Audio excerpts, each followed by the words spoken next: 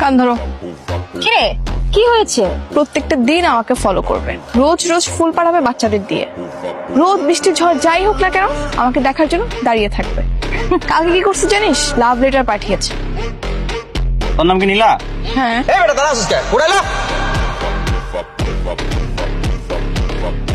Tony ভাই আপনি এই এলাকায় আছেন জানলে জীবনও আইতাম না। এই সাইরা দে, চল চল চল চল চল চল চল চল। আমার কেন জানি মনে হচ্ছে উনি দেখতে অন্য কোনো এলাকার মাফিয়া টাফিয়া, এই জন্য গুন্ডাগুলো ওনাকে দেখে পালিয়েছে। তুমি আর নেক্সট টাইম আমাকে এভাবে ডিস্টার্ব করবে না। তুমি আবার কেন কল দিয়েছো? তুমি যদি নীলাকে ভালোই বাসো তাহলে ভালোবাসা ফোন দাও। বলো কি করতে হবে? এখন তো অনেক রাত, তুমি কি এই মুহূর্তে নীলার জন্য আইসক্রিম আনতে পারবে? কেন পারবো না, অবশ্যই পারবো। শুধু আনলেই হবে না, দেয়াল টপকে দোতলায় দিয়ে যেতে হবে। বোকা শোকা হলো কিন্তু হ্যান্ডসাম আছে। বুঝছি তুমি অনেক কিছু পারো। ওই আজকে রাফি আসবে দেখা করতে, ওই তো চলে আসছে মনে হয়।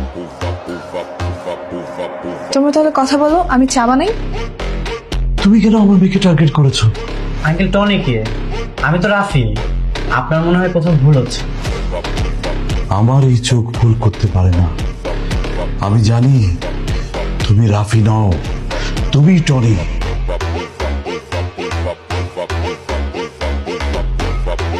হ্যাঁ আমি টনি, কিন্তু আঙ্কেল আমি এখন ভালো হয়ে গেছি, এখন আমি রাফি। দেখেন আঙ্কেল, আমার অতীতটা অনেক অন্ধকার ছিল। আমি টনি নাম শুনলে সবাই অনেক ভয় পেত, কিন্তু আঙ্কেল আমি সেই লাইফ থেকে অলরেডি সরে এসেছি। আমি আর কোনো অন্যায় কাজের সাথে জড়িত নয়।